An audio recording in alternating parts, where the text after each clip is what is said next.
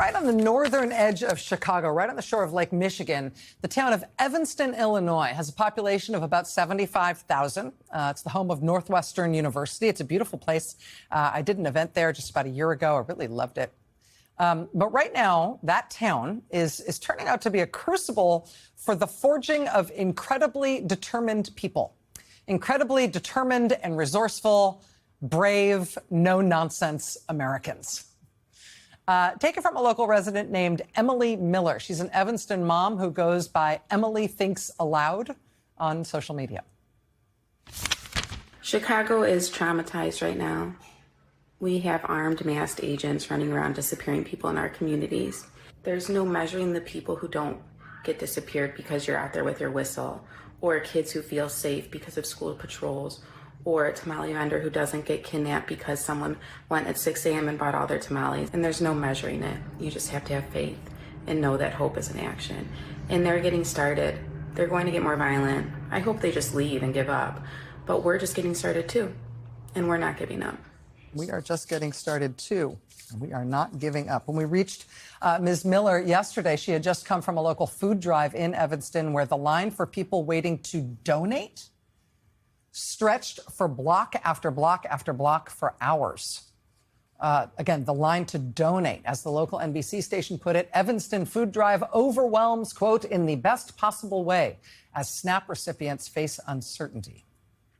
The response to what the Trump administration is doing with federal agents in the streets and these immigration actions has been pretty remarkable all over this country. But right now, Chicago is really putting on a clinic in bravery and relentlessness in terms of the response.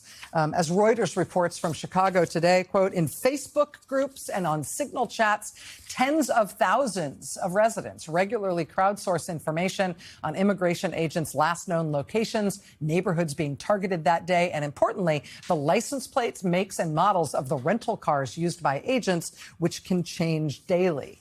Organized by city and neighborhood and block, these rapid response teams in Chicagoland are using whistles, using cell phones, using online text chains, using their own voices to alert their neighbors when ICE is coming. You can see the determination of Chicagoland in the schools, whether it is students walking out to protest ICE arrests or parents standing guard after hearing that ICE and Border Patrol are nearby.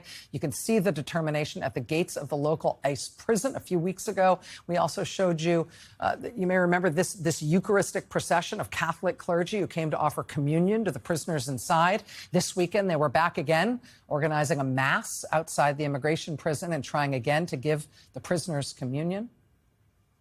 Rather than scaring people away, what ICE and Trump's agents are doing in Chicagoland really seems to be making them stronger as the reaction in Chicago and the rapid response and neighborhood watch efforts just get stronger and more widespread.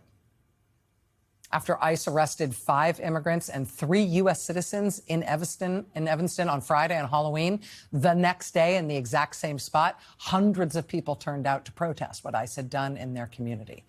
Last month in Evanston, Illinois, the city council passed a resolution that banned federal immigration agents from using city property in their ongoing Operation Midway Blitz. Now, the mayor of that town, Evanston, says he is investigating ICE's attacks against citizens who confronted them on the street in his town. At a rally the next day, Evanston Mayor Daniel Biss told the crowd he wants ICE to leave his city alone. ICE agents have assaulted Evanston residents, beaten people up, grabbed them, abducted them, taking people off the street once again because of the color of their skin. It is an outrage. Our message for ICE is simple: get the hell out of Evanston. Joining us now is Evanston Mayor Daniel Biss. Mr. Mayor, thanks very much for joining us this evening. I appreciate your time. Thanks so much for having me.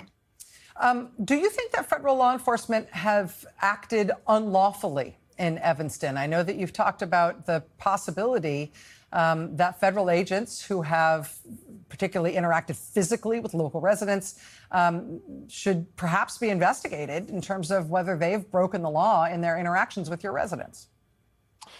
Yeah, I mean, let's start with what they have been doing in general. They drive around town looking for people whose skin is brown, essentially trying to prosecute the crime of gardening while brown. They pick them up, they grab them, they abduct them, they're gone.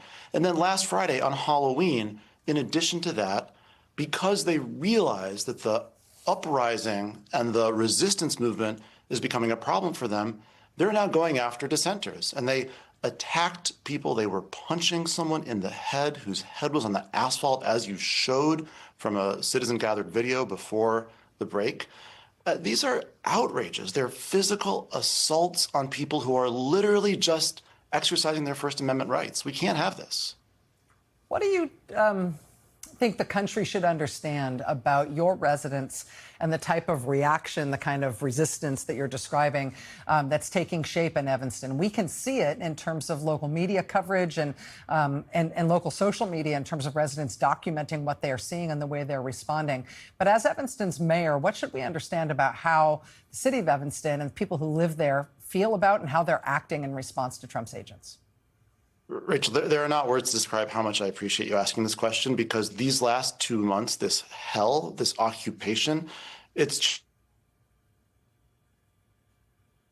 changed us. It's changed our brain chemistry. We don't leave home without a whistle anymore. When we hear a helicopter overhead, we freak out and we text everybody we know. We're always on the lookout for exits and rooms that we haven't been in before. We're constantly working together to inform people who might be at risk of what the dangers are.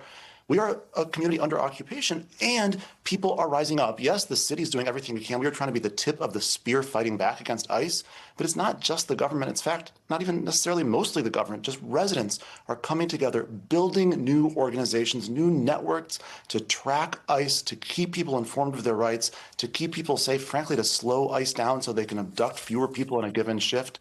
It is horrifying, and yet it's astonishingly uplifting to see the way people are fighting back. I have to ask, because of that, what you're describing and what we've been able to observe from here is a movement that is instinctual on the part of your residents. People, yes, just people that were organized, who may have been political activists in some way or shape or form in advance of this, but a lot of people instinctually are reacting and organizing and doing this sort of community rapid response stuff. And since more people started doing it instinctually, we are seeing more and more people do it in terms of the numbers. Given the change that's happened in Evanston, I wonder if you could speak to people in other towns around this country, whether they're elected officials or just residents of places where this kind of ICE action may be coming next, how to best prepare for it. The rapid growth of the reaction in your city would seem to indicate that that people should be prepared for movements like this really taking off. Yeah, I would say get ready. If they're not in your city yet, particularly if you're a blue community, a progressive community, get ready. And if you're an elected official, call me. We are not just ready and willing, but excited to tell you everything we've done on a governmental level, what our playbook is, and to encourage you to copy us. And if you can think of something else to do, we'll copy you back. But for activists, here's the thing. For all of the extraordinary work that's been done here in Evanston, I know that the activists who have been leading these efforts wish they were ready earlier, wish they had been in April where they are now in November. And so start to form those coalitions, start to learn best practices, be out there educating people about their rights, put together those signal chats where you can communicate securely. Just start to build it out, because what typically happens is after the first abduction, the first outrage occurs, then there's an influx of people who want to help, and you're kind of a little bit behind the 8 ball organizing at that point. That type of those type of practical preparations, I think, I don't know if that's going to be seen as the Evanston handbook, but I think it's starting to be seen as the handbook around the country as people are learning from communities that have spontaneously and instinctually reacted in the kind of constructive ways that you're describing. Evanston Mayor Daniel Biss, really appreciate your time tonight. Stay in touch with us. We'd love to stay apprised as your community continues to go through this. Thank you so much.